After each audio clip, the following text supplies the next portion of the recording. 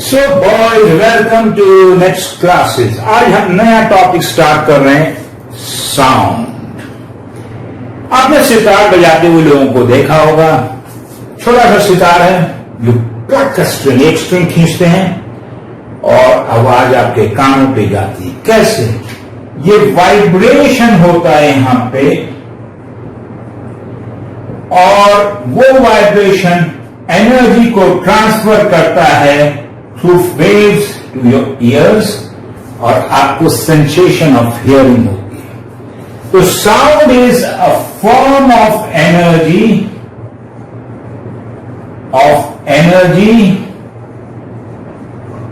which causes sensation of hearing. Sensation of hearing मतलब कान में आपको सुनाई देने की एक प्रक्रिया होती है, sensation of hearing. It is produced by vibration. Vibration produce करता है, वाइब्रेशन ऑफ ऑब्जेक्ट्स प्रोड्यूस करता है, and it is transferred by waves. और waves कैसे प्रोड्यूस होती हैं? By vibration of particles in the medium. It requires a medium. So sound को क्या जरूरत है? Sound requires a medium. 9th में Bell-Jar experiment आपने देखा था, जब वैक्यूम हो जाता है तो साउंड नहीं आती, बेल बजती है लेकिन साउंड नहीं आती, because medium is not present. So if you go to moon one day, you will find you will not be able to talk because there is no medium. तो medium नहीं है तो sound नहीं है।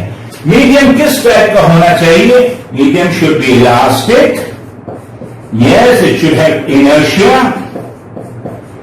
it should have frictionless, it should be frictionless।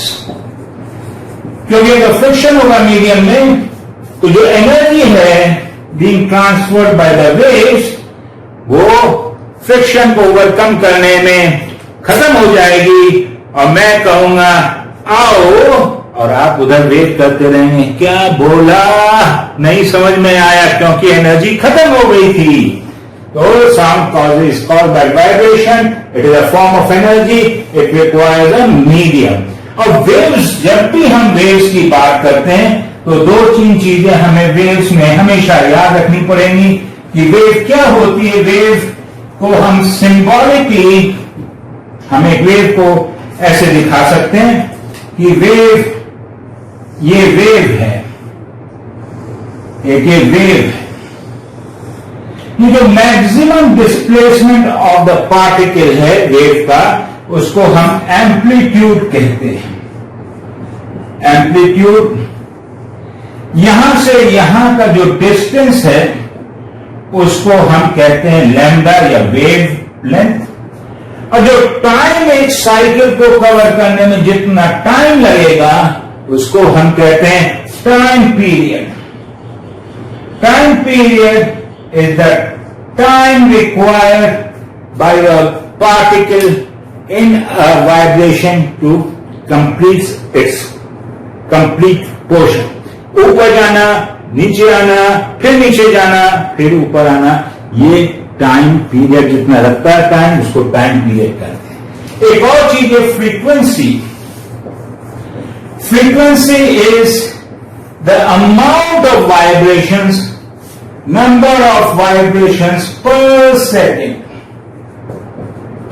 second। इसकी unit है hertz, या इसको हम लोग कहते हैं पर सेकंड, भी इसकी यूनिट है। तो अगर कोई भी वाइब्रेशन की फ्रीक्वेंसी 720 हर्ट्ज है तो मतलब 720 टाइम एक सेकंड में वाइब्रेट करेगा। ओके, एंड एक फॉर्मूला याद कर लीजिए, velocity is equal to frequency into lambda. Lambda क्या है? वेवलेंथ है, frequency number of vibrations per second है, और v जो है this is the velocity of the wave. एक relation time period of frequency का है time period is equal to 1 upon frequency या frequency is equal to 1 upon time period. Frequency जो होती है साउंड की, that depends on the frequency of the vibrating body. अगर मैंने वाइब्रेटिंग बॉडी की फ्रीक्वेंसी 10 हर्ट्ज रखी है तो साउंड की किसी भी मीडियम में होगा, पानी हो, लोहा हो, किसी में भी जो सोर्स की फ्रीक्वेंसी होती है वही साउंड की फ्रीक्वेंसी होती है। और क्या डिपेंड करता है? मीडियम के ऊपर डिपेंड करता है वेलोसिटी और उसकी लैम्डा। ये दोनों चीजें मीडियम पे डिपेंड करती है।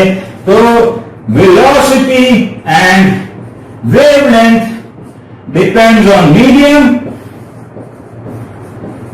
मीडियम जो बीच का मीडियम है, और फ्रीक्वेंसी डिपेंड्स ऑन सोर्स। जो फ्रीक्वेंसी है वो सोर्स के ऊपर डिपेंड करती है, वो मीडियम के ऊपर बिल्कुल नहीं डिपेंड करती है।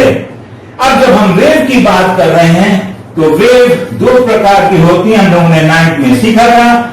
एक होती है ट्रांसवर्स वेव और एक होती है लॉन्गिट्यूडनल वेव। ट्रांसवर्स वेव में क्या होता है, जो पार्टिकल्स होते हैं, जैसे ये सोर्स है और यहां पे हमारा ईयर है, तो जो पार्टिकल्स होंगे बीच के वो ऊपर नीचे ऐसे ऐसे वाइब्रेट करेंगे और वो अपनी एनर्जी दूसरे को देंगे, दूसरा तीसरे को देगा, तीसरा चौथे को देगा। इस टाइप से एनर्जी यहां आ जाएगी। Vibration of the particles in the medium is up and down. Wave is like this, wave moves like this and the particles move like this. ये ट्रांसवर्स वेव है। लॉन्गिट्यूडनल में क्या है, the particles move like this. Particle ऐसे से move किया, दूसरे particle को एनर्जी दी, दूसरे ने तीसरे को दी, तीसरे ने चौथे को दी, लेकिन पार्टिकल अपनी पोजीशन से, मीन पोजीशन से नहीं हटेगा। Particle will go like this this this this. बगल वाले को ठोकर मारी, बगल वाला भी ऐसे से मूव कर रहा है, उसने बगल वाले को ठोकर मारी, वो भी ऐसे मूव कर रहा है, लेकिन पार्टिकल अपनी जगह पे, मीन पोजीशन पे। तो this is a longitudinal wave. Sound की दोनों तरह से ट्रैवल करती है। ट्रांसवर्स वेव केवल सॉलिड्स पे होगी और सरफेस ऑफ लिक्विड पे होगी, लिक्विड्स पे। और longitudinal wave can travel in liquids, solid and gases.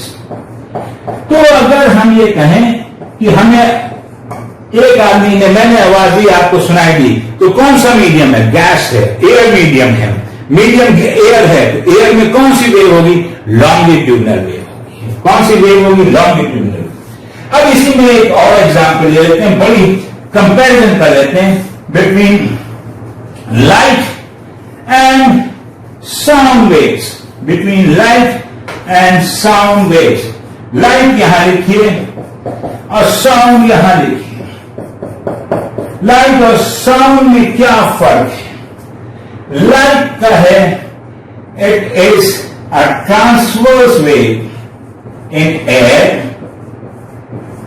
waves. These are longitudinal waves in air. Longitudinal waves in air. These are transverse waves everywhere. These are electromagnetic waves. Electromagnetic waves. These are called mechanical waves. Mechanical क्यों? क्योंकि जो medium है वो जरूरत है, और medium में क्या होता है? काइनेटिक एनर्जी ऊपर जा रही है तो बढ़ रही है, और फिर ऊपर पार्टिकल जब ऊपर पहुंच जाता है तो पोटेंशियल एनर्जी हो जाती है, फिर वो नीचे आता है, काइनेटिक एनर्जी बढ़ती है, फिर नीचे पोटेंशियल एनर्जी सबसे मिनिमम पहुंची फिर। तो it is transfer of energy, kinetic and potential आपस में चेंज होती रहती है, तो मैकेनिकल वेव्स है। इसकी velocity in air is 3 into 10 to the power of 8 metre per second. इसकी अराउंड 340 मीटर्स पर सेकेंड होती है। Wavelength is of the order of 10 to the power -6 metre. इसकी वेवलेंथ 0.01 से लेके 10 का ऑर्डर होगा, मीटर्स की ऑर्डर की वेवलेंथ होती है. It does not require a medium, no medium required, no medium required, and medium is required.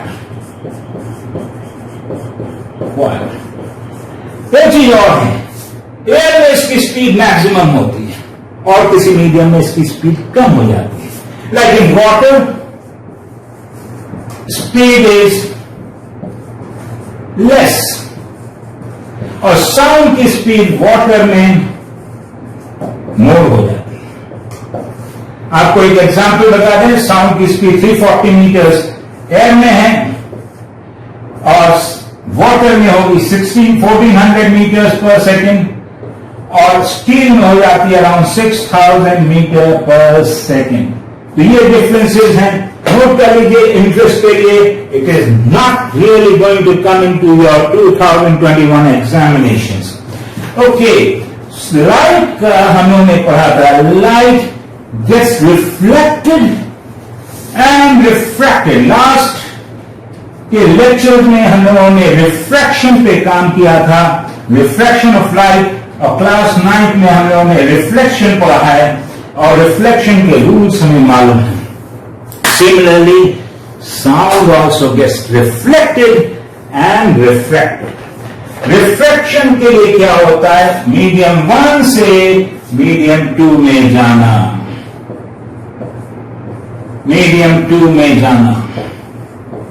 तो साउंड की भी वेव ऐसे आएगी, यहां से लग जाएगी, तो it will change its direction. Direction change होगा, changes.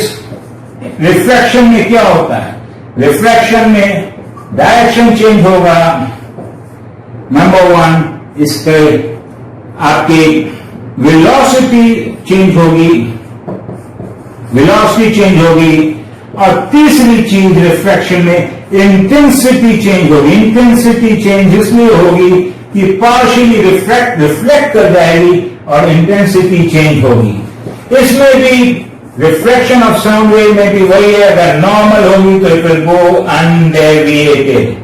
Same rules of refraction follow कि there is a change in direction, there is a change in velocity, there is a change in intensity. The intensity decreases or velocity changes.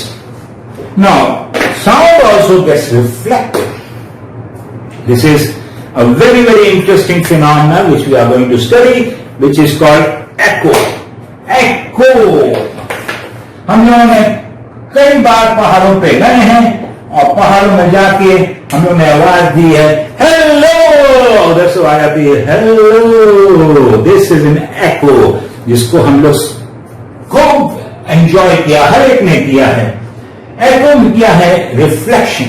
Sound का reflection जो है, अगर sound का ये यहां से source है, तो साउंड वेव अगर यहां पे कोई ऑब्जेक्ट है, तो अगर साउंड वेव ऐसे गई and it is return back into the same medium after striking a surface which can be a rock या plywood हो या दीवार हो या मार्बल का स्टोन हो, तो return of sound in the same medium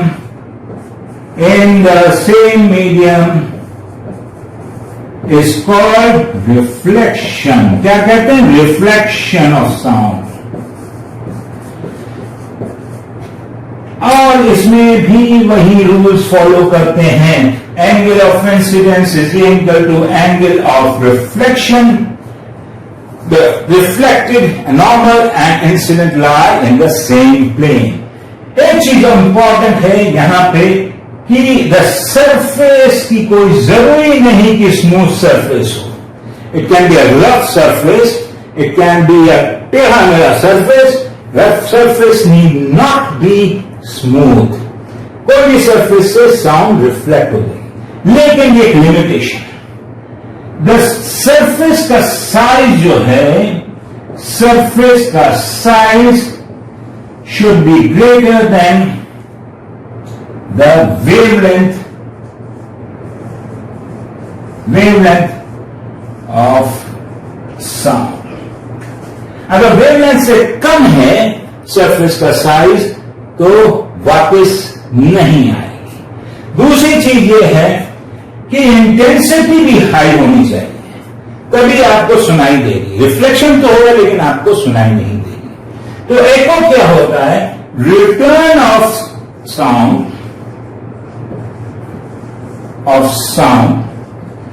after reflection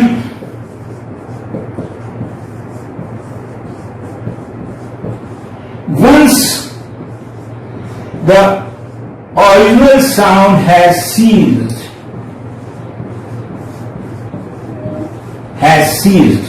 seize मतलब रुक गई है। अगर मैंने एक साउंड की टक, तो वो जब तक मेरे कान में है उसके बाद ही अगर रिफ्लेक्ट होकर आएगी तो उसे एको कहते हैं। एको is the return of sound after reflection from a surface once the original sound has ceased to be heard। मतलब जो मैं ओरिजिनल साउंड सुनना बंद हो जाएगा, उसके बाद जो रिटर्न साउंड मेरे कान में आएगी उसको ही एको कहते हैं। तो एक चीज हमारे कान की बहुत इंपॉर्टेंट है which is called persistence of hearing. Persistence of hearing का मतलब यह है कि हमें कोई भी साउंड हमारे दिमाग में 0.1 सेकेंड तक परसिस्ट करती है। अगर एक साउंड मैंने की टक, तो वो 0.1 सेकेंड तक मेरे दिमाग में खत्म होने के बाद भी मेरे दिमाग में रहेगी। उसके बाद हमारे पास साउंड आनी चाहिए। तो मान लीजिए ये आपकी साउंड का सरफेस है, वो प्रोड्यूस कर रहे हैं, ये आपका रिफ्लेक्टिंग सरफेस। तो यहां से जब साउंड प्रोड्यूस होगी, यहां से रिफ्लेक्ट होगी और वापस आएगी, तो रिफ्लेक्शन हो रहा है। तो एक तो ये होना चाहिए सरफेस एरिया, सरफेस का size should be greater than lambda. Intensity should be high, intensity should be high. Intensity क्यों होनी चाहिए हाई? क्योंकि अगर इंटेंसिटी हाई नहीं होगी तो आपको साउंड वापस सुनाई नहीं देगी। इफ आई से हेलो, आपको आवाज नहीं सुनाई देगी, बट इफ आई से हेलो तो आपको आवाज सुनाई देगी। तो इंटेंसिटी मतलब loudness should be good, energy of the sound should be good. और इन यहां से यहां और यहां से यहां जब साउंड आएगी तो हमें कम से कम टाइम 0.1 सेकेंड लगना चाहिए साउंड। अगर साउंड 0.1 सेकेंड से पहले आ जाएगी तो हमें नहीं सुनाई देगी। क्यों? क्योंकि ये एक टाइम है जब तक हमारी पुरानी आवाज हमारे दिमाग में रहेगी। तो हमारे जो डिस्टेंस मान लीजिए डी है ये, तो साउंड ने कितना ट्रेवल किया? डी, और फिर वापस आया डी, तो टोटल डिस्टेंस 2d किया। और अगर उसको 0.1 सेकेंड टाइम है तो 0.1, this should be equal to velocity of sound. तो अगर velocity of sound in air 340 metres per second है, तो हमारा 2d bye 0.1 is equal to 340। इसका मतलब यह हुआ 2d is equal to 34, 340 into 0.1, और d is equal to 34 by 2 is equal to 17 metres. तो साउंड का एको सुनने के लिए in air the distance between the reflecting surface and your observer, जो ऑब्जर्व कर रहा है, should be a minimum of 17 metres. ये डिपेंड करता है वेलोसिटी ऑफ साउंड के ऊपर। वेलोसिटी ऑफ साउंड की जब बात करेंगे तो वेलोसिटी ऑफ साउंड किन किन चीजों पे डिपेंड करती है वो मैं जल्दी से आपको करवा देता हूं। मैथ में किया था आपने। Velocity of sound depends on the humidity of the air. Solid body में velocity is equal to square root of E, which is elasticity divided by density. Elasticity divided by density. Steel की elasticity ज्यादा है इसलिए उसकी velocity of sound in speed is around 6000 metres per second. Air में velocity of sound is given by this formula, which is called gamma. P is for pressure divided by density. P, pressure, gamma is a constant, which is called adiabatic constant. इतना जान लीजिए, इसकी value 1.4 है और density आपको मालूम है. तो जब ह्यूमिडिटी बढ़ेगी तो डेंसिटी कम होती है, इसलिए वेलोसिटी साउंड इंक्रीजेस. टेम्परेचर बढ़ेगा तो एक्सपेंशन ऑफ गैस होगी, इसलिए डेंसिटी कम होगी. टेम्परेचर बढ़ेगा तो वेलोसिटी ऑफ साउंड इंक्रीज करेगी. प्रेशर के ऊपर कोई चीज डिपेंड नहीं करती. प्रेशर से वेलोसिटी ऑफ साउंड, प्रेशर अगर बढ़ेगा या घटेगा, velocity of sound constant रहेगी.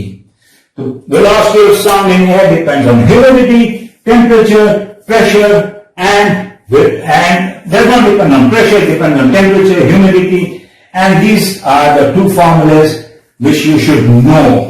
Temperature के साथ normally एक relation है, V at any temperature is equal to V at 0 degrees plus 0.61 T. With every degree rise in temperature, the velocity increases by 0.61. 1 degree temperature जब बढ़ेगा तो velocity आपकी 0.61 metre per second बढ़ेगी. Before we go further, जब हम velocity की बात कर रहे हैं तो हमने कहा था frequency depends on the source. हम लोगों का कान एक सर्टेन रेंज की फ्रीक्वेंसी सुन सकता है, which is called Audible range of frequency. क्या कहते हैं? Audible range of frequency. वो होती है 20 हर्ट्ज से लेके 20 किलो हर्ट्ज. ये नॉर्मल कान हम लोगों का सुन सकता है, लेकिन उम्र के साथ ये रेंज कम होती जाती है. इधर से भी कम होगी और इधर से भी कम होगी.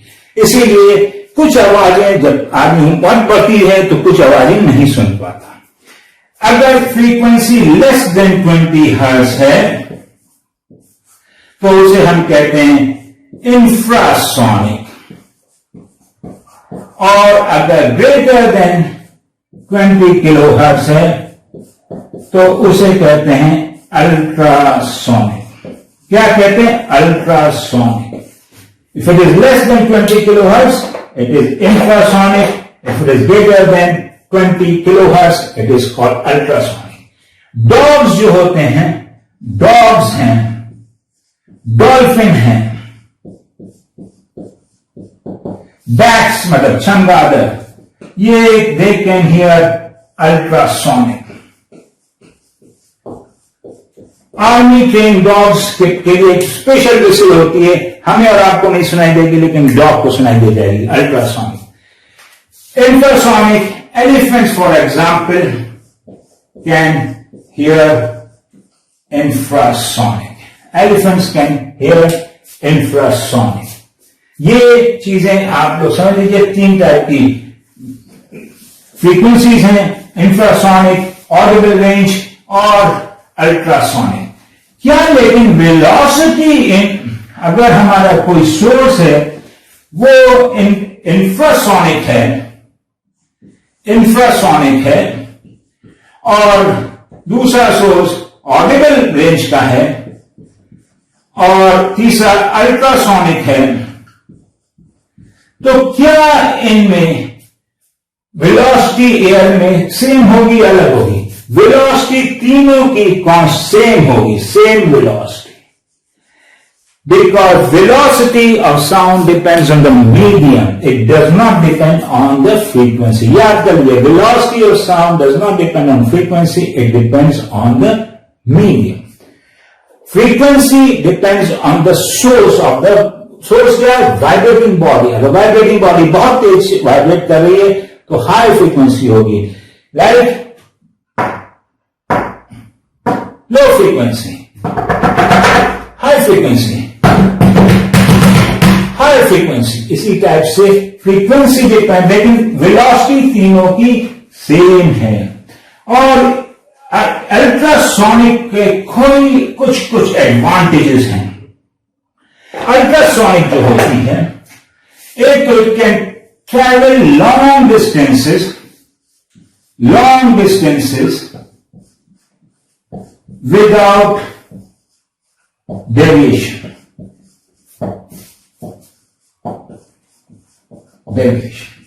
मतलब लॉन्ग डिस्टेंसेस डेविएट हुई के बगैर ट्रैवल कर जाए। क्योंकि हायर फ्रीक्वेंसी है तो एनर्जी ज्यादा है।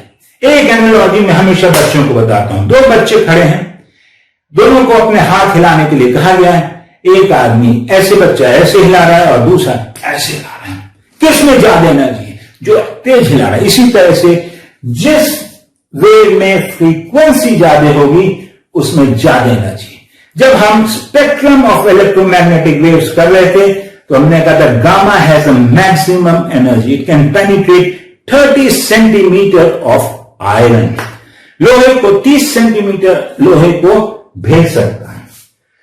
It can carry long distance without deviation, number 1।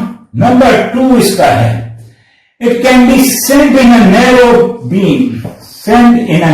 Beam, मतलब पतली बीम बना के इसे भेजा जा सकता है, ट्रांसफर किया जा सकता है। It can travel in a narrow beam. और तीसरा, it is not absorb by medium.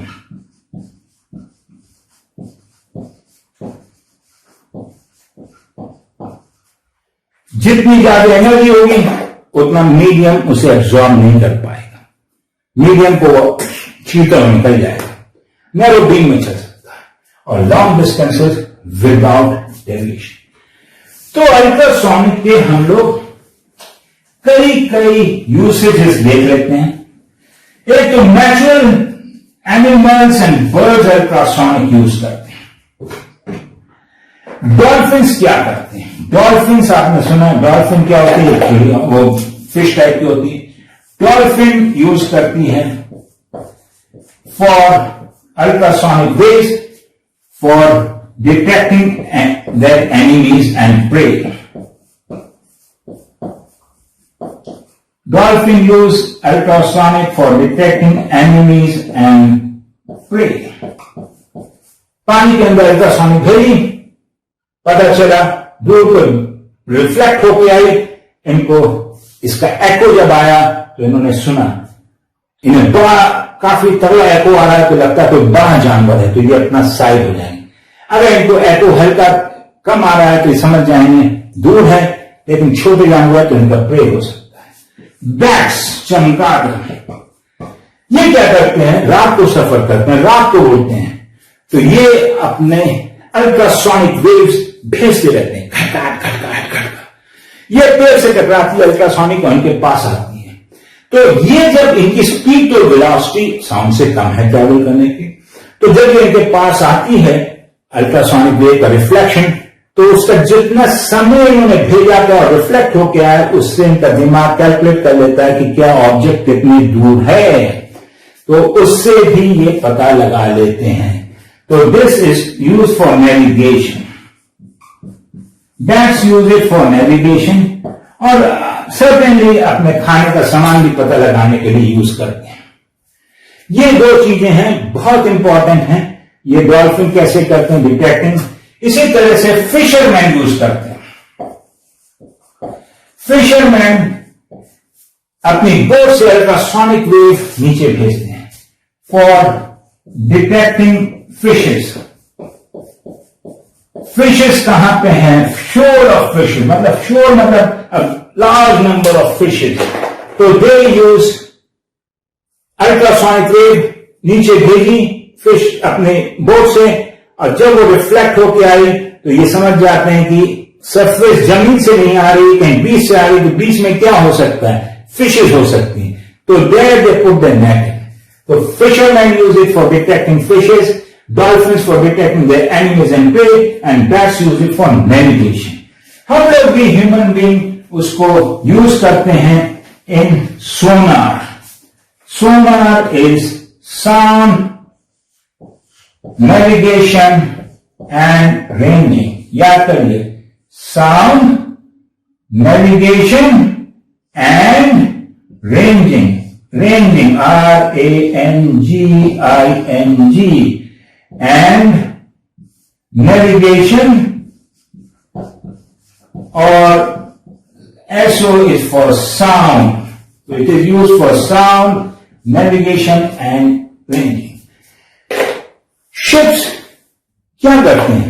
Ships में नीचे ट्रांसपॉन्डर्स लगे रहते हैं जिससे वो अल्ट्रासोनिक भेजते हैं पानी के अंदर, और बगल में रिसीवर लगा रहता है. तो जब अल्ट्रासोनिक जाती है, किसी भी सरफेस से टकराती है तो रिटर्न आती है. जब रिटर्न आती है तो again 2D upon T is equal to velocity. Velocity मालूम है, टाइम मालूम है, कितने में रिटर्न हुआ तो D निकल आएगा. तो और ये हम कह सकते हैं D is equal to V into T by 2. Velocity of sound in water is like 1400 metre per second. Time हमें मालूम चला कितना टाइम लिया. मान लिया टाइम लिया उसने 1 सेकेंड, तो हमें ये मालूम चल गया 1400 इंटू 1/2 मतलब 700 मीटर्स पे कोई ऑब्जेक्ट ने उसको रिफ्लेक्ट किया है. 700 मीटर्स नीचे से कोई चीज ने रिफ्लेक्ट किया है. वो चीज क्या हो सकती है? वो कोई रॉक हो सकता है. वो क्या हो सकता है? It can be an enemy torpedo, it can be an enemy submarine. तो ये this is used for sound navigation and ranging. Ranging से हमें पता लग जाता है कितनी दूर है. नेविगेशन में क्या है कि hidden blocks, hidden rocks, hidden icebergs जो ऊपर नहीं दिखाई दे रही ढंग से, जब हम सोनार को ऐसे भेजेंगे तो हमें दूर से मालूम चल जाएगा आगे कोई ऑब्जेक्ट तो नहीं है. तो हम उस ऑब्जेक्ट को देख के अपना लेफ्ट राइट मूव कर सकते हैं. So sonar is used for sound navigation and ranging. इसी तरह से दूसरी चीज भी हम लोग यूज करते हैं रेडियो वेव्स. यहां तो अल्ट्रासोनिक यूज करते हैं. अल्ट्रासोनिक इसलिए कि उसका डायरेक्शन बहुत हाई डायरेक्टिविटी नैरो बीम में भेज सकते हैं. It can travel a long distance without getting absorb. ये एक चीज है, does not gate absorb by medium. इसी तरह से रेडार है. रेडार में हम क्या करते हैं? Radio detection and ranging. Radio detection and ranging, इसमें हम रेडियो वेव्स या माइक्रोवेव्स यूज करते हैं और ऊपर भेजते हैं, जिससे हमें मालूम चल जाता है कि कोई एनिमी का फ्लैट तो नहीं आ रही, कोई प्लेन तो नहीं आ रहा. यहां से गई, उससे रिफ्लेक्ट होकर आई, टाइम से हमें मालूम चल गया कि कोई ऑब्जेक्ट आ रहा है, कोई ऑब्जेक्ट से रिफ्लेक्ट होकर आ रहा है. इसी तरह से फॉर रेंजिंग हम जब फ्लाइट पे जाते हैं तो रेडार वेव्स कंटिन्यूसली प्लेन से निकलती रहती हैं, और अगर रिफ्लेक्ट होकर आएंगी तो पायलट समझ जाएगा कोई ऑब्जेक्ट सामने, कोई प्लेन आ रहा है. तीसरा यूज इनका अल्ट्रासोनिक का हम लोग करते हैं अल्ट्रा मेडिकल फील्ड में, विच इज कॉल्ड अल्ट्रासोनोग्राफी. इसमें डॉक्टर अपनी प्रोब से आपके स्टमक की अगर अल्ट्रासोनिक लेनी है तो ऐसे करके प्रोब करता रहता है, और वो आपकी अल्ट्रासोनिक वेव आपके पेट में जाके या किसी बॉडी के किसी भी पोर्शन में जाके वहां से रिफ्लेक्ट आती हैं. रिफ्लेक्ट होकर आती हैं तो एक कंप्यूटर उसकी इमेज बना लेता है कि रिफ्लेक्शन के बेसिस पे कितने गहरे पे है, ऊपर है, उससे आपके इमेज आ जाती है कि पेट के अंदर क्या चीज है, कोई गलत चीज तो नहीं है, कोई स्टोन तो नहीं है. अल्ट्रासोनोग्राफी. सो मेडिकल यूज में होता है अल्ट्रासोनिक का use. It is use in Sonar. Radar is another form, and it is used by natural beings like bat. It is used by dogs in army field, जहां पे army use करती है dogs को विस्किल से बुलाने के लिए. It is used by dolphins. This is what you have to understand. एक कॉमन प्रॉब्लम आती है बच्चों को, इंफ्रासोनिक, अल्ट्रासोनिक, सुपरसोनिक. सुपरसोनिक क्या है?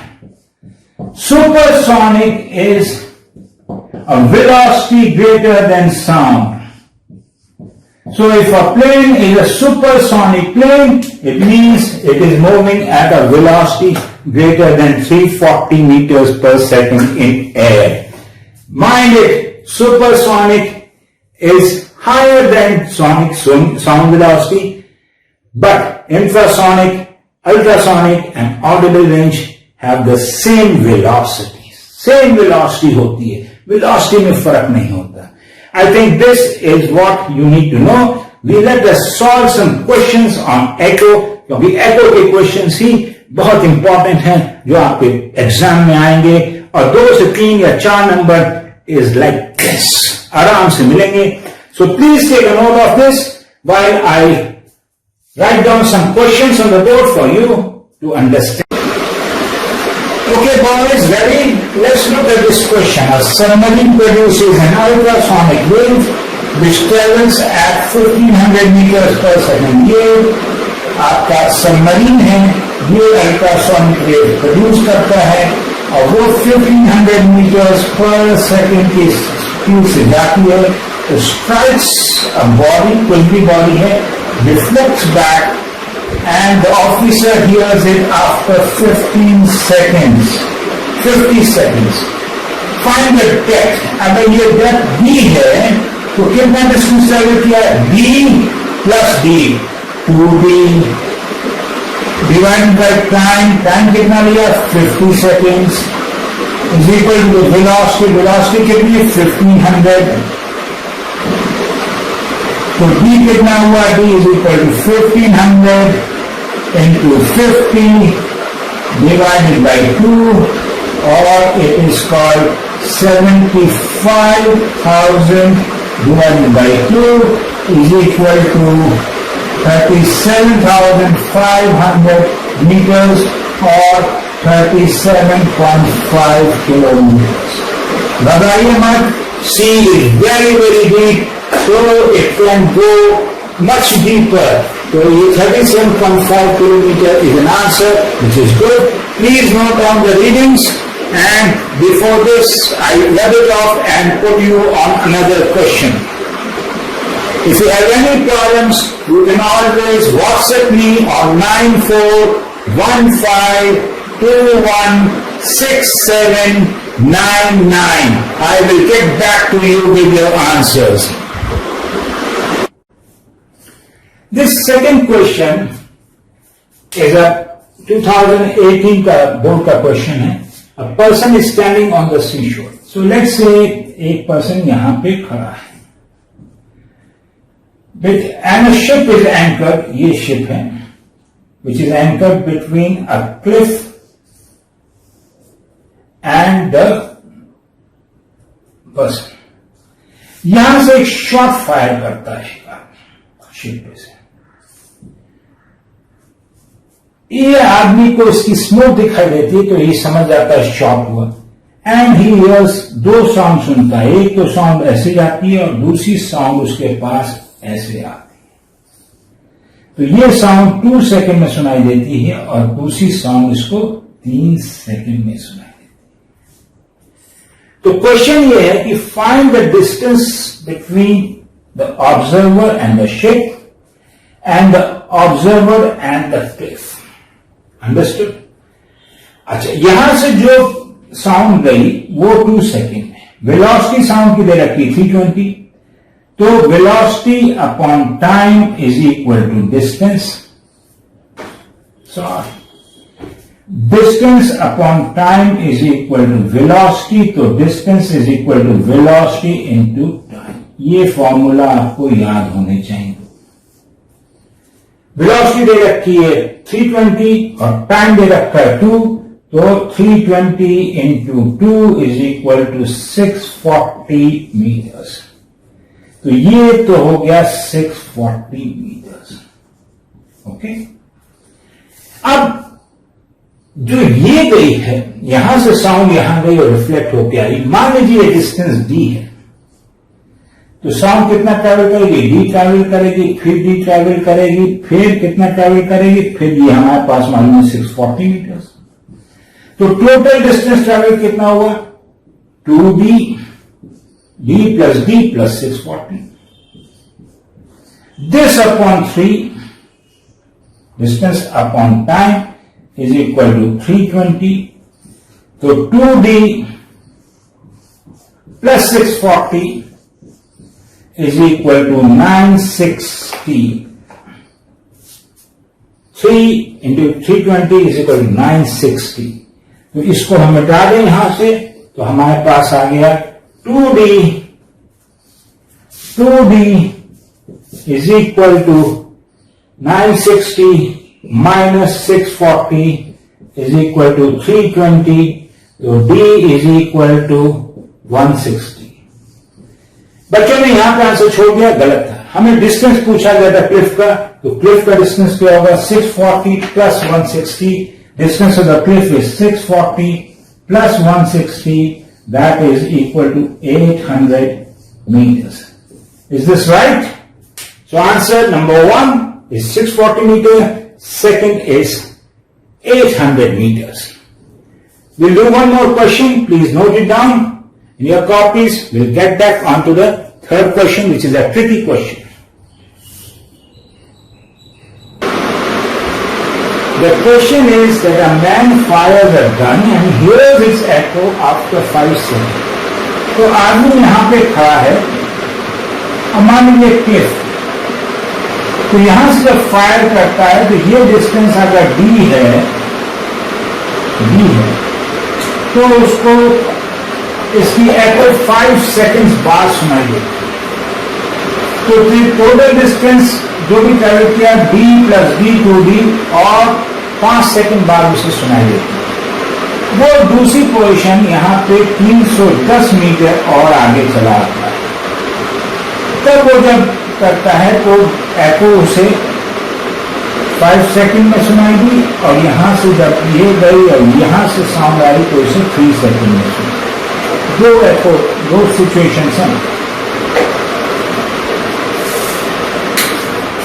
पहली सिचुएशन ये है कि man fires a gun and hears its echo after 5 seconds. The man moves 310 meters towards the cliff and hears the echo after 3 seconds.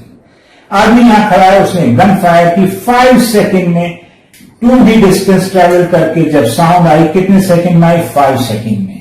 310 metre आदमी आगे बढ़ गया क्लिफ की तरफ से, फिर फायर किया। अब साउंड क्या हुई? ट्रेवल करी कितना? इतना डिस्टेंस ट्रेवल करके आई 3 सेकंड में। अगर टोटल डिस्टेंस यहां से डिस्टेंस दी है तो ये डिस्टेंस जो ट्रेवल किया वो कितना किया? 2d। और वेलोसिटी क्या है?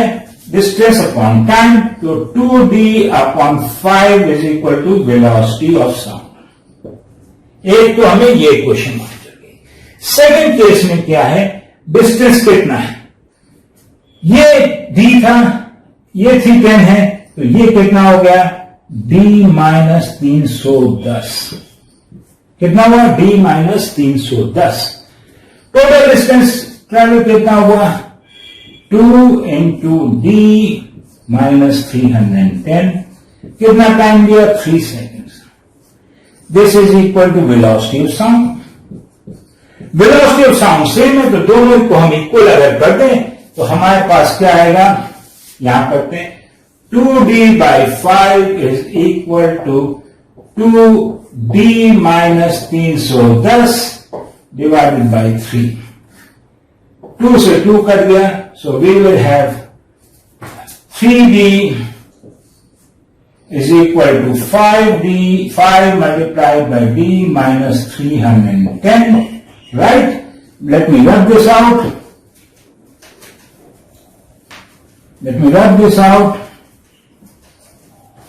So the equation becomes 3d is equal to 5d minus 5 into 310.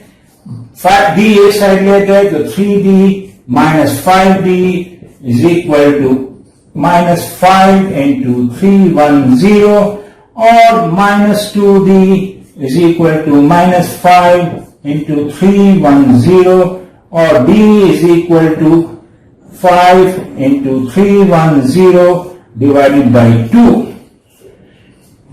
5 zeros are 0, 5 ones are 5, 5 threes are 15, 500, 5 on the 5, 5 3s are 15. Divided by 2, that is equal to 775 meters. 775 meters is the distance between the cliff and the initial position. Velocity निकालने के लिए 2d by t is equal to velocity. तो 2d कितना हुआ 1550 by time 5 is equal to velocity. Velocity is equal to 310 meters per second. Simple है.